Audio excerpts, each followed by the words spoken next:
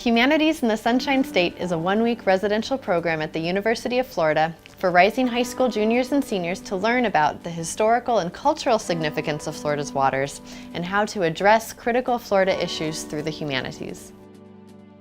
Water is a really interesting medium, which is why we chose to focus on water as a thematic focus for a couple years.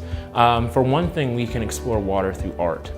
Whether it's through a physical medium, water has often inspired things like poetry and literature.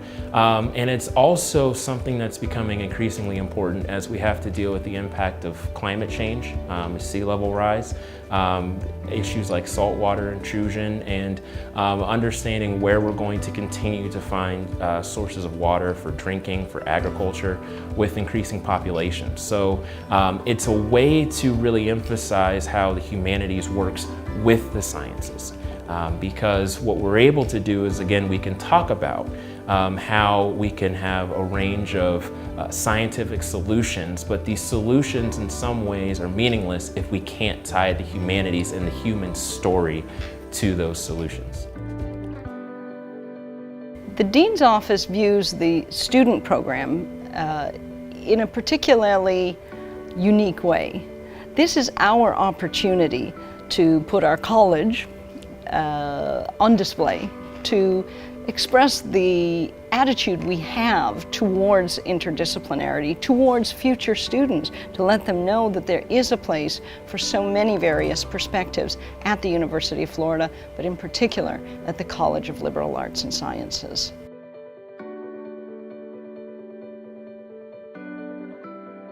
I hope students at the Humanities of the Sunshine State program take away the fact that learning at an institution of higher learning is both enjoyable and challenging, and that they can take that knowledge and use it to improve their own lives, but also to improve the lives of the community.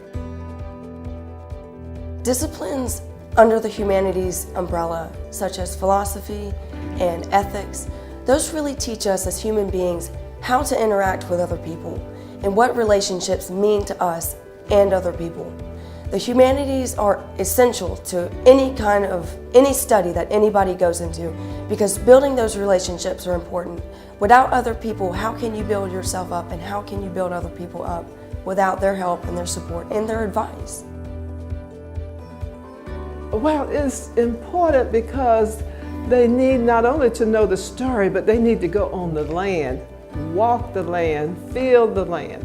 And when you do that, you have an appreciation for what has happened. So they learn nature, and they feel responsible about things that they hadn't thought about before, and especially water.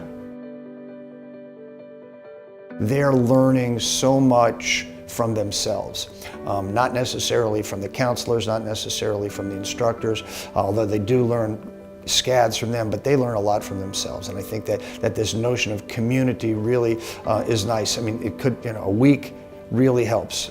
In 2 days, you don't get that bonding, you don't get that interaction, you don't get that kind of talking to each other on the way to breakfast. That for the first day is all about non-academic stuff, but by day 5, they're talking about the things they learned yesterday and how it affects them, how it affects their families, how it affects them as a generation. With the humanities, we're really just human people ready to to me, put our hands on other people in good ways and loving ways, figuratively and literally. And one of the major parts of our work is actually going out in the community and talking to people and not being afraid to say, hello, my name is, and can you tell me your story?